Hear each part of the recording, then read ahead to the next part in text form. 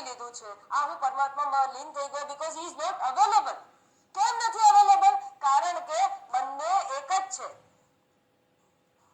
હકીકતમાં બે હોત અને કોઈના બે થઈ જવાનું હોય તો કહી શકે કે ભાઈ હું આના વય છું, પણ એવું તો થઈ શકાતું નથી કારણ કે એક જ છે. બીજાને જણાવી શકાય કે ભાઈ આ તો ઐક્ય છે, આ રીતે ઐક્ય સાધવાનું છે, અને આ ઐક્ય સાધવાનું સાધન જે છે જેનું આપણે શ્રવણ કરી રહ્યા છે, સાધનનું દર્શન થઈ શકે, સાધ્યનું નિર્દેશન થઈ શકે, સાધ્યની અનુભૂતિ ન કરાવી શકાય, અનુભવ ન કરાવી શકાય, એ તો સ્વયં જ કરવો પડે. અને એટલા જ માટે પરમાત્માની સૃષ્ટિની ઉત્પત્તિના થોડા કારણો જાણીએ. અને વ્યાસ ભગવાને કહ્યું છે સંશિશુક્ષયા એટલે કે લોક નિર્માણની પરમાત્માએ ઈચ્છા કરી. હવે આપણને થાય કે આ પરમાત્મા તો કેવા છે? ઉપનિષદગત વર્ણન છે યહ નિષ્કામઃ અકામઃ. પરમાત્મા તો નિષ્કામ છે, અકામ છે, નિરાકાર છે, અકર્તા અભોક્તા, સાક્ષી માત્ર છે. તો એ કામના કેવી રીતે કરી શકે? અને એનો જવાબ ઉપનિષદ આપે છે સો કામયત. સો કામયત એટલે સહ અકામયત. જેની કોઈ પણ કામના નથી, જે સર્વત્ર કામનાથી મુક્ત થઈ ગયો છે, એણે કામના કરી. હવે બરાબર વિચારો તો આ કામના જે હોય એ કેવી હોય એનો વિચાર કરો. અકામયત જેને કોઈ કામના જ નથી એ કામના કરે છે. રજ્જુ ઈચ્છા કરે છે કે હું સર્પ રૂપે ભાસું, હું દોરી રૂપે ભાસું, હું પાણીના રેલા રૂપે ભાસું કે જમીનમાં તિરાડ રૂપે ભાસું. તો કે રજ્જુ શું કામ એવી ઈચ્છા કરે? રજ્જુ ઈચ્છા કરી જ ના શકે, એને તો પોતાનું સ્વરૂપ પ્રાપ્ત જ છે, એને ઈચ્છા કરવાની જરૂર જ નથી. પણ સર્જન તો અમને એની ઉપર જ દેખાય છે ને. જો આપણને શું લાગે છે? બરાબર વિચારો. રજ્જુ ઉપર સંધ્યાકાલીન માયાથી થોડા અંધારા થોડા અજવાળાથી જ્યારે સર્પની ઉત્પત્તિ થાય છે ત્યારે આપણને શું લાગે છે કે આ કાર્ય કોનું છે? આ કાર્ય તો રજ્જુનું જ છે. રજ્જુ રૂપી અધિષ્ઠાન ઉપર જ આ સર્પ દેખાય છે. નક્કી આ રજ્જુએ કામના કરી હશે. એ કામના ધારે તો પણ ન કરી શકે, પણ સર્જન તો એની ઉપર જ દેખાય છે, સ્થિતિ તો એની ઉપર જ દેખાય છે, લય પણ એનામાં થઈ ગયો છે. જેટલો લાંબો રજ્જુ એવો જ સર્પ છે, જેવો એનો રંગ એવો જ પેલા સર્પનો પણ રંગ છે, બધું જ સરખું છે. તો કામના રજ્જુની જ હોવી જોઈએ. તો કે લાગે છે ખરી, કારણ કે એની ઉપર જ બધું થઈ રહ્યું છે. હકીકતમાં રજ્જુને કામના કરવાની જરૂર જ નથી, એમ અકામાયત. છતાં પણ ઉત્પત્તિ દેખાય છે. એમ આ પરમાત્માની માયા જેવી છે, આ અલ્લાદીની શક્તિની જે આપણે વાત કરીએ શક્તિ જેવી છે કે આપોઆપ બધું ભાસવા માંડે છે. અંદરથી કામના હકીકતમાં થતી નથી. આ બરાબર સમજી લેજો. છતાં પણ જે દેખાય છે, ભલે સુપર ઇમ્પોઝિશન, ભલે ભ્રાંતિ, ભલે કલ્પના, પણ છે પેલાની ને, છે પેલા પરમાત્માની, અને માટે જ પૂજનીય છે. અને માટે જ કહ્યું છે જગત ઈશધિ યુક્ત સેવનમ અષ્ટમૂર્તિ વૃત દેવ પૂજનમ. 8 મૂર્તિ વાળા દેવની પૂજા કરવાની વાત કરી છે. જગત ઈશધિ યુક્ત, તો તમારો પેલો ચ્યવનપ્રાશ ઘી યુક્ત હોય, કેસર યુક્ત હોય, હવે તો સોના ને ચાંદી યુક્ત થઈ ગયો, તો એનાથી યુક્ત. એમ જગત ઈશધિ યુક્ત. કેટલું સુંદર આટલા નાના શબ્દોમાં કહી દીધું છે. ઈશધિ યુક્ત, ધિ એટલે બુદ્ધિ. જગત પરમાત્માની બુદ્ધિથી યુક્ત છે. યુક્ત સેવનમ, એની જ સેવા કરો. તો કે કયા દેવ છે? તો કે 8 મૂર્તિ વાળા દેવ છે. પંચમહાભૂત આકાશ, વાયુ, તેજ, જળ, પૃથ્વી, મન, બુદ્ધિ અને આત્મા, એટલે કે પોતાનો પ્રત્યેગાત્મા, જીવાત્મા. આવી રીતે 8 મૂર્તિ વાળા દેવ. આ જ વાત પર કૃષ્ણ પરમાત્માએ સ્વયં ભગવદ્ ગીતામાં કરી. શું કહ્યું? મયા તતમ ઇદમ સર્વમ જગત અવ્યક્ત મૂર્તિના. ઓહો, આ બરાબર અકામયતની વાત અવ્યક્ત મૂર્તિના કરી દીધી. બરાબર બેસી ગયું? મયા મારા દ્વારા, તતમ ઇદમ, ઇદમ નિર્દેશ કરી શકાય એવું જેટલું પણ છે ને એ મારા દ્વારા વ્યાપ્ત છે. તતમ ઇદમ સર્વમ જગત, એને હું જગત નામ આપું છું. અવ્યક્ત મૂર્તિના, હું કેવો છું? હું તો અવ્યક્ત મૂર્તિ છું. મારું કોઈ પણ રૂપ નથી. મારા ઉપર આ બધું જ સુપર ઇમ્પોઝ છે, આરોપિત છે. તો આ રીતે ભલે આરોપિત હોય, ભલે એ પરમાત્માનું જ હોય, તે છતાં પણ છે તો એનું જ. અને માટે એ અકામયત પરમાત્માએ કઈ કામના કરી? સો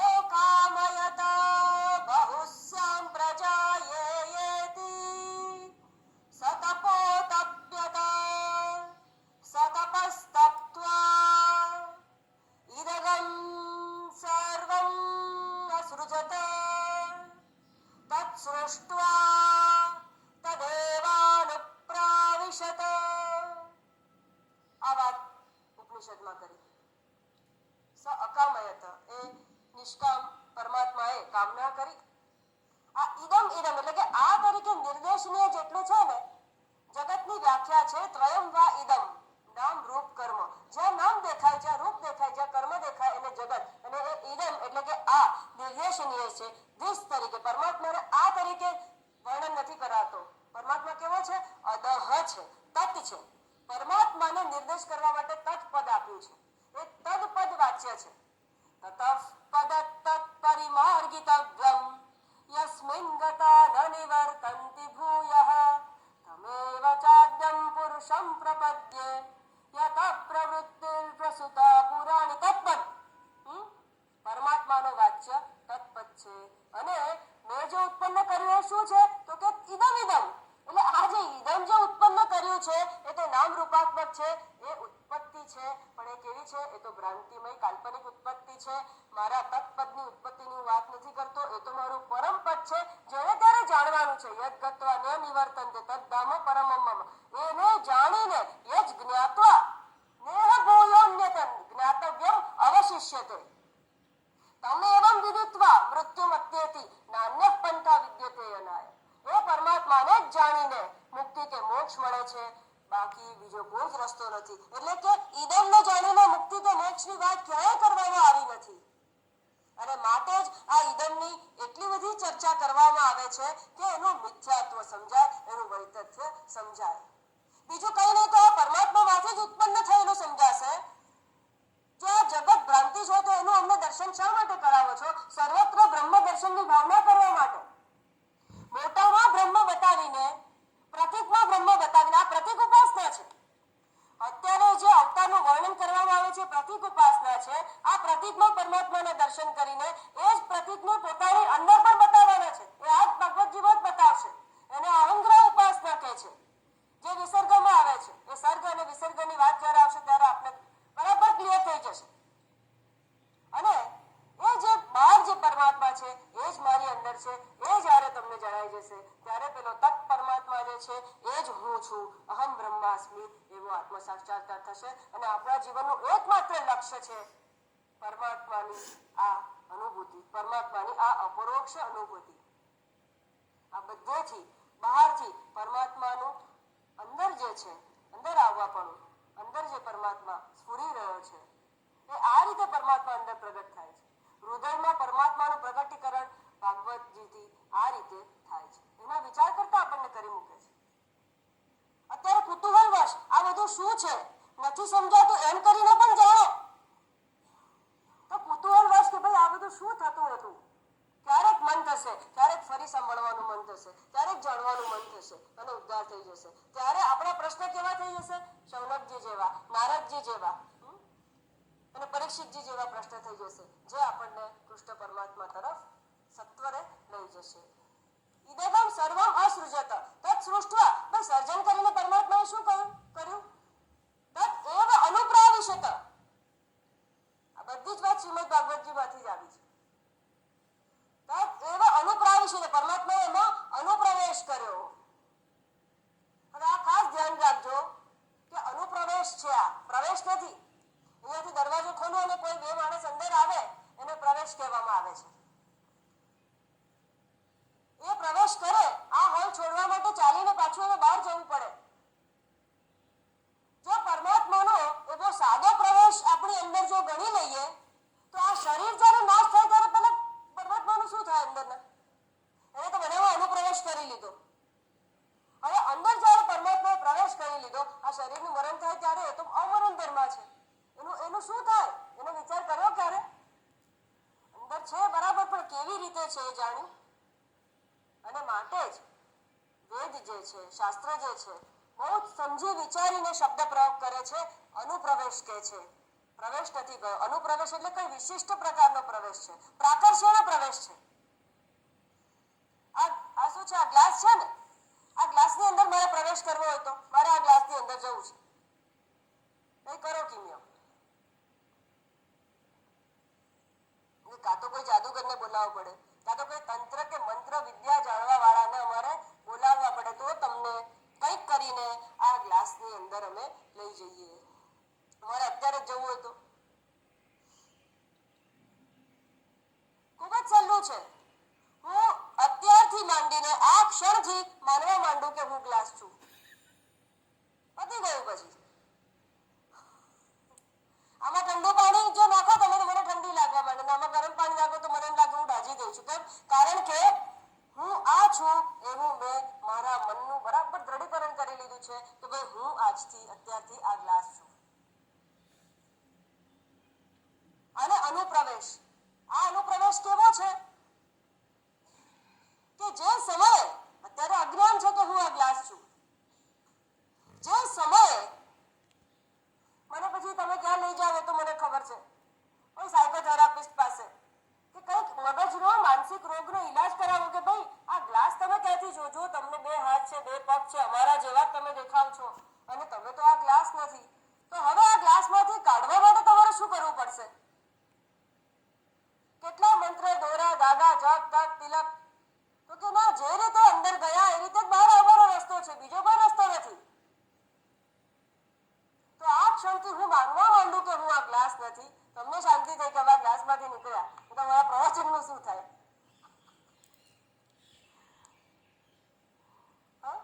જે રીતે માની અજ્ઞાનથી જ્ઞાન થતા ખાલી માનવાનું છે કે હું આ ગ્લાસ નથી, બસ એવી જ રીતે આ અજ્ઞાનથી જે માનવામાં આવે છે અનુપ્રવેશ પરમાત્માનો થયો, ચેતનની સત્તા અંદર આવી, પણ એ ચેતનની સત્તા કરણ વગર સાધન વગર કાર્યાન્વિત થઈ શકતી નથી. જેવી રીતે વીજળી છે, વીજળી આ બલ્બ વગર, એસી મશીન વગર, પંખા વગર અભિવ્યક્ત નથી થઈ શકતી. પણ જ્યારે કરણથી વીજળી બહાર આવે છે, સાધનથી વીજળી જ્યારે બહાર આવે છે ત્યારે કરણના અને સાધનના લિમિટેશન એ વીજળીને ચોક્કસપણે લાગી જાય છે. આ આપણે ભૂલી જઈએ છીએ. ગરબડ એમાં થાય છે, ભાઈ પરમાત્મા અંદર છે તો મારી આંખ કેમ ખોટું જુએ છે, પરમાત્મા અંદર છે તો મારું મન કેમ ખોટું વિચારે છે, સંકલ્પ વિકલ્પ કેમ કરે છે, મારી બુદ્ધિ કેમ ખોટા નિર્ણય લે છે, અંદર ભગવાન જ છો. તમે જો એવું કહો છો કે સત્તા અને સ્ફૂર્તિ પરમાત્માને છે, અમે માનવા તૈયાર નથી, તો સારું, બલ્બ ચાલુ કરો તો અંદરથી એસીની ઠંડી હવા આવવી જોઈએ, એસી ચાલુ કરો તો પ્રકાશ પડવો જોઈએ, ફેન ચાલુ કરો તો ગરમ હવા ફેંકાવી જોઈએ, તો કંઈક બીજું જ થવું જોઈએ, પ્રકાશ આવવો જોઈએ. તો તમને આટલી ખબર હતી? પંખો ચાલુ કરો તો પવન જ આવવાનો છે, બલ્બ ચાલુ કરો તો અંદરથી પ્રકાશ જ આવવાનો છે, અને એસી મશીન ચાલુ કરો તો જ અંદરથી ઠંડી હવા આવશે, હીટરમાંથી જ ગરમ હવા આવશે. નહીં કેમ? વીજળી તો બધામાં એક સરખી જ છે, વીજળી ભલે બધામાં એક સરખી હોય પણ એ જે ઇન્સ્ટ્રુમેન્ટ જે છે, એ જે કરંટ જે છે, સાધન જે છે, એના લિમિટેશન એ વીજળીને લાગી જાય છે. વીજળીનું સાચું સ્વરૂપ શું? પ્રકાશ, હવા, ઠંડી, ગરમી? ના, વીજળીનું શુદ્ધ સ્વરૂપમાં એમાંનું કશું નથી, પોતાની મેનિફેસ્ટ પણ નથી થઈ શકતી. આમ એ પરમાત્મા જ્યારે અંદર અનુપ્રવેશ કર્યો, મનમાં ગયો એટલે મને કહ્યું કે સંકલ્પ વિકલ્પ, આ મારું છે ને આ હું છે, મને આ આપો, આ કરું કે આ ન કરું, એવું વિચારવા માંડ્યું અજ્ઞાન વશાત. આ શરીર મારું છે અને હું એનો કરતા અને ભોગતા છું. અહંકારને સત્તા અને સ્ફૂર્તિ એ પરમાત્માથી મળી અને અહંકારે કહ્યું કે ઓહો, આ શરીર મન બુદ્ધિનો જ્ઞાતા હું છું, આ શરીર મન બુદ્ધિનો માલિક હું છું, હું આ શરીર છું, એવું અજ્ઞાન. આ લિમિટેશન કોના આવ્યા? આ અહંકાર, આ કરંટના લિમિટેશન આવ્યા. જેમ આ કરંટના લિમિટેશન ઇલેક્ટ્રિસિટીને લાગે છે એમ, બરાબર સમજો, એમ પણ પરમાત્મા અવ્યક્ત વીજળીની જેમ અદ્રશ્ય છે, સર્વવ્યાપ્ત પરમાત્મા જ્યારે આ રીતે અનુપ્રવેશ કરે છે ત્યારે અજ્ઞાનથી કરણને લીધે માની બેસે છે કે હું આ શરીર મન અને બુદ્ધિનો સંગાત છું, એને દેહાધ્યાસ કહેવામાં આવે છે. અને આ દેહાધ્યાસ ક્યારે છૂટે છે? જ્ઞાન વગર આ છૂટી શકતો નથી. ક્ષત્રિય બ્રહ્મનિષ્ઠ ગુરુ પાસે ઉપસદન કરવું જ પડશે. આચાર્યવાન પુરુષો વેદ, અનન્ય પ્રોક્તો ગતિરત્ર નાસ્તિ. અનન્ય, જેને માટે હવે કોઈ અન્ય રહ્યું નથી, એવા કોઈ મહાત્મા, કોઈ ક્ષત્રિય બ્રહ્મનિષ્ઠ ગુરુ પાસેથી જ્યાં સુધી વેદાંતનું શ્રવણ ન કરો, આ ભાગવત ધર્મને ન જાણો, ત્યાં સુધી તમે આને જાણી શકશો નહીં. અને અનુપ્રવેશની જેમ પેલું જે બહાર નીકળવાનું થયું, એ બહાર નીકળવાનું, અંદર તો આ અજ્ઞાન જે છે એ અનાદિ છે. આ અજ્ઞાન શરૂ થઈ ગયું છે, અવિદ્યા શરૂ થઈ ગઈ છે, પણ અવિદ્યા અનાદિ છે પણ શાંત કીધી છે. શાંત એટલે કે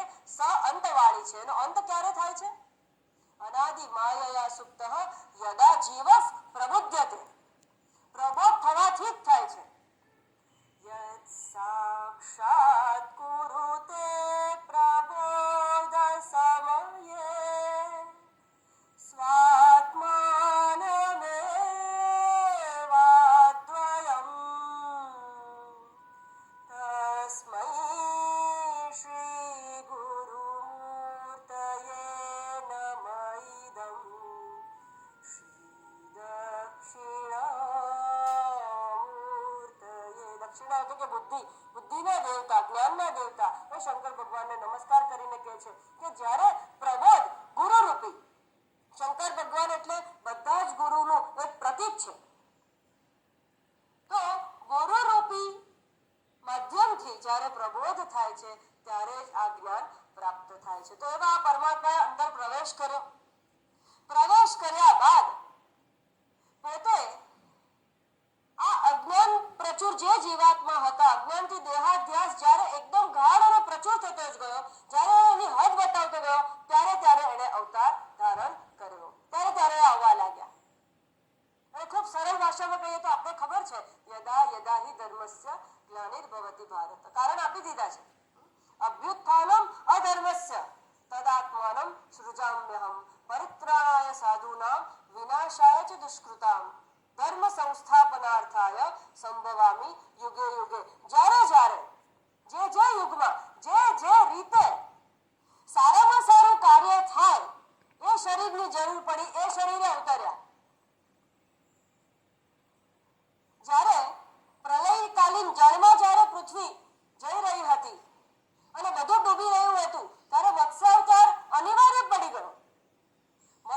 જળમાં મત્સ્ય જ કામ લાગે. તદ રીતે અને આ અવતાર દરેક આકારમાં, દરેક યોનિમાં પ્રવેશ કરીને પરમાત્મા એટલું તો સાધારણતઃ સૂચવી લીધું છે કે પ્રત્યેકમાં હું જ છું, કોઈ ઊંચું નથી, કોઈ નીચું નથી. બીજું, જે કર્મ માટે જે રોલ ભજવવો પડે એને માટે તૈયાર અને તત્પર રહેવું. હું આમ છું, મારી ઉપાધિ આમ છે એટલે હું આ કામ નહીં, અરે